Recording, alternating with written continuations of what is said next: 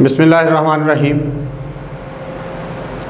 अस्सलाम वालेकुम dear students, mister Nadeem Ahmed is here. आज हमारा बायो का लेक्चर नंबर 4 है। टॉपिक है हमारा relationship of biology to other sciences. देखिए बेटा, ब्रांचेस को देखा जाए तो उसमें chemistry, economics, mathematics, physics, geology शामिल है। तो इसके साथ अगर हम बायो को अटैच करें तो केमिस्ट्री के साथ करें तो बायो केमिस्ट्री, इकोनॉमिक्स के साथ करें तो बायो इकोनॉमिक्स, मैथ के साथ करें तो बायो मैथमेटिक्स, इसी तरह फिज़िक्स के साथ करें तो बायो फिज़िक्स, और जियोग्राफी के साथ करें तो बायो जियोग्राफी आ जाता है। अब सबसे पहली जो हमारा रिलेशनशिप आ जाता है, सबसे पहले नंबर पर हमारे पास मौजूद है यहाँ पर बायोफिज़िक्स। अब बायोफिज़िक्स क्या है? अब बायो से मुराद है, हमने पढ़ा था ग्रीक लैंग्वेज का वर्ड है, बायो से मुराद है लाइफ, और physics deal with the study of principle of physics, यानी फ़िज़िक्स के असूलों को लाइफ में इस्तेमाल करना या फ़िज़िक्स के असूलों का लाइफ में इस्तेमाल होना बायोफिज़िक्स कहलाता है। Which are applicable to biological phenomena. अब ये फ़िज़िक्स के असूल जो हैं वो बायोलॉजिकल फिनोमेना यानी लाइफ के अंदर जो हैं वो इन्वॉल्व हों। For example, there is a similarity between working principle of lever and limb of animal in biology.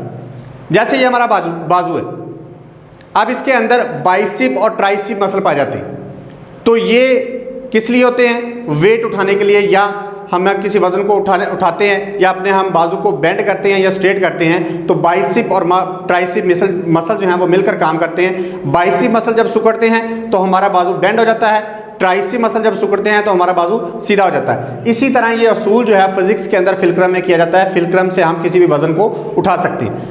तो इस चीज़ का इस्तेमाल देखिए, ये हमारा बाइसिप और ट्राइसिप मसल जो है वो फिलक्रम से मिलते जुलते हैं, और फिलक्रम का असूल जो है वो फिज़िक्स में इस्तेमाल किया जाता है। इसलिए हम कहते हैं कि हमारे बाजू की मूवमेंट जो है वो फिलक्रम से मिलती है, और इसको हम रिलेट करते हैं फिज़िक्स के साथ। तो नेक्स्ट हमारे पास आ जाता है रिलेशनशिप बायोकेमिस्ट्री।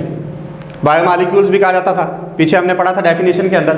तो it deal with the study of chemistry of different compound and process occurring in living process, living organism. मुख्तलिफ प्रोसेस जो लिविंग ऑर्गेनिज्म के अंदर होते हैं, मुख्तलिफ कंपाउंड के केमिकल प्रोसेस जो लिविंग ऑर्गेनिज्म के अंदर होते हैं। अब इसमें मुख्तलिफ बायोकेमिकल रिएक्शन है, यानी इसके अंदर मेटाबॉलिज्म का प्रोसेस भी आ जाता है। अब अगर देखा जाए तो बेसिक जो एग्जाम्पल है हमारे पास, स्टडी ऑफ बेसिक मेटाबॉलिज्म।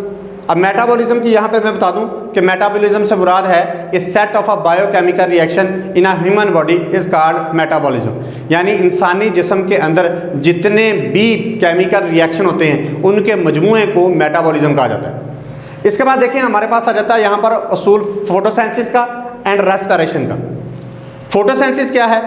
पौधों के अंदर पौधा जो है वो फोटोसिंथेसिस का प्रोसेस करता है और अपने लिए और हमारे लिए खुराक तैयार करता है। यानी पौधा कार्बन डाइऑक्साइड, वाटर, सूरज की रोशनी और क्लोरोफिल की मदद से फोटोसिंथेसिस का प्रोसेस करता है और खुराक तैयार करता है, और ऑक्सीजन जो है यानी ग्लूकोज और ऑक्सीजन तैयार करता है। अब ग्लूकोज खुद भी खुराक के तौर पर इस्तेमाल करता है, और बाकी जो ग्लूकोज बच जाता है उसे अपनी बॉडी में स्टोर कर लेता है। ऑक्सीजन जो है उसे अपनी बॉडी से रिलीज़ कर देता है और उसे अपनी बॉडी से निकाल देता है। अब इसके बाद देखिए, ऑक्सीजन जो है वो रेस्पिरेशन के प्रोसेस के ज़रिए हम अंदर लेते हैं, लंग्स में लेकर जाते हैं, गैसेज एक्सचेंज होती है, कार्बन डाइऑक्साइड को हम अपनी बॉडी से रिलीज़ कर देते हैं। इस तरह ये नेचुरल बैलेंस जो है वो बना रहता है। और इस चीज़ की स्टडी कि किस तरीके से फोटोसिंथेसिस का प्रोसेस होता है और रेस्पिरेशन का प्रोसेस किस तरीके से होता है, कौन सा केमिकल रिएक्शन इसके अंदर होता है, इसे मजमूई तौर पर बायोकेमिस्ट्री के अंदर स्टडी किया जाता है।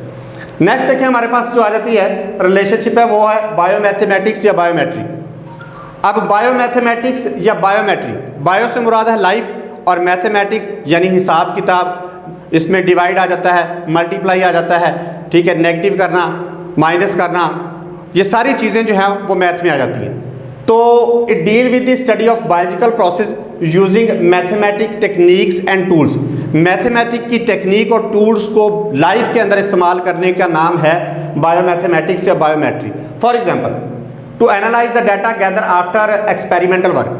फॉर एग्जाम्पल, एक बायोलॉजिस्ट जो है वो मुख्तलिफ एक्सपेरिमेंट करते हैं, या साइंटिस्ट मुख्तलिफ एक्सपेरिमेंट करते हैं। उन एक्सपेरिमेंट का रिजल्ट जो है उन्हें हम डाटा फॉर्म में इकट्ठा करते हैं। तो उसमें मैथमेटिकल की टेक्निक यानी आदादो शुमार जो हैं या आदाद का इस्तेमाल किया जाता है। Biologist have to apply the rule of mathematics. तो इस एक्सपेरिमेंटल वेल को हम डाटा फॉर्म में जब कलेक्ट करते हैं तो उसमें आदाद का इस्तेमाल किया जाता है, डिवाइड मल्टीप्लाई किया जाता है, और ये असूल जो हैं वो मैथमेटिक्स से लिए जाते हैं, इसलिए इस ब्रांच को हम बायो मैथमेटिक का नाम देते हैं। इसके बाद नेक्स्ट आ जाता है हमारे पास, अगर हम नेक्स्ट देखें हमारे पास रिलेशनशिप है बायो जियोग्राफी। अब जियोग्राफी क्या है? पहले नंबर पर तो हम देखते हैं बायो से मुराद है लाइफ, जियो से मुराद है ज़मीन, और ग्राफी से मुराद है डिस्ट्रीब्यूशन या अकरेंस ऑफ डिफरेंट एनिमल्स। तो बायो जियोग्राफी में हम स्टडी करते हैं, deal with the study of occurrence and distribution of different species of living organism in different geographical region of the world. इसमें हम क्या करते हैं, इसमें स्टडी किया जाता है कि कौन कौन से जानदार जो हैं वो किस इलाके में पाए जाते हैं और वहाँ पर वो कितनी तादाद में मौजूद हैं, यानी कुदरती तौर पर उनकी वहाँ पर डिस्ट्रीब्यूशन किस तरह से की गई है।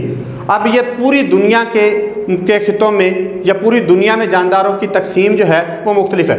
अब अगर देखा जाए तो पहाड़ी इलाकों में के जानदार मुख्तलिफ हैं मैदानी इलाकों की निस्बत, इसी तरह समुद्री जानदार मुख्तलिफ हैं बर्फ़ानी इलाका जात की निस्बत या मैदानी इलाका जात की निस्बत, या सहराई इलाके के जानदार जो हैं उनका अगर करैक्टरिस्टिक देखी जाए या उनका स्ट्रक्चर देखा जाए तो वो मैदानी इलाकों के जानदारों से टोटली डिफरेंट होता है। तो कुदरती तौर पर अल्लाह ताला ने इन जानदारों को मुख्तलिफ इलाकों में और मुख्तलिफ खसूसियात की बुनियाद पर मुख्तलिफ इलाकों में तकसीम किया गया। इस तकसीम करने के अमल को या इस डिस्ट्रीब्यूशन को या वहाँ पर जो जानदार पाए जाते हैं उनको हम स्टडी करते हैं बायोजियोग्राफी के अंदर। It applies the knowledge of the characteristic of particular organism geographical region to determine the characteristic of living organism. और उस इलाके के जानदार जो हैं हमें उस इलाके में पाए जानदार, जब हम किसी इलाके में देखते हैं यानी कुछ जानदार ऐसे हैं जो गर्म इलाका जात में रहना पसंद करते हैं या कुछ जानदार ऐसे हैं जो ठंडे इलाका जात में रहना पसंद करते हैं, तो उनकी खसूसियात भी उसी लिहाज से डिफरेंट है।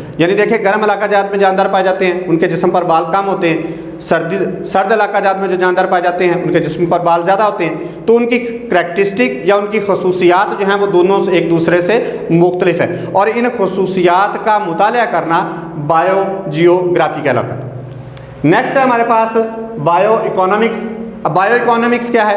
बायो से मुराद है लाइफ और इकोनॉमी से मुराद है हमारी आमदनी का ज़रिया या हमारी आमदनी क्या है, या हम किस तरह से कोई चीज़ जो है वो आमदनी के कौन से ज़रिए से हम आमदनी हासिल कर रहे हैं। तो इसके बाद deal with the study of organism from economical point of view, यानी अपनी आमदनी के लिहाज से जानदारों की स्टडी करना बायो इकोनॉमिक्स कहलाता है। इसकी एग्जांपल क्या है? देखिए फॉर एग्जांपल हम गंदम काश्त करते हैं या हम कपास काश्त करते हैं जैसे हमारे पास डायग्राम में, या हम मकई काश्त करते हैं, तो उसके ऊपर जो खर्च आता है उसका हिसाब किताब लगाया जाता है, उसको बेच कर बाद में उससे उसका नफ़ा जो है या नुकसान जो है वो निकाला जाता है। तो जितना नफ़ा या नुकसान आता है वो स्टडी किया जाता है बायो इकोनॉमिक्स में।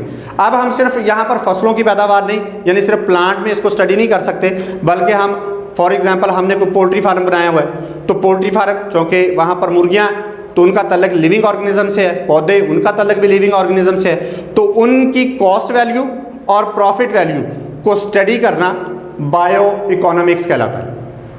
तो ये हमारा आज का बेटा टॉपिक था। इंशाल्लाह नेक्स्ट लेक्चर में आपको नेक्स्ट टॉपिक के साथ मुलाकात होगी। ओके बेटा, अल्लाह हाफिज़।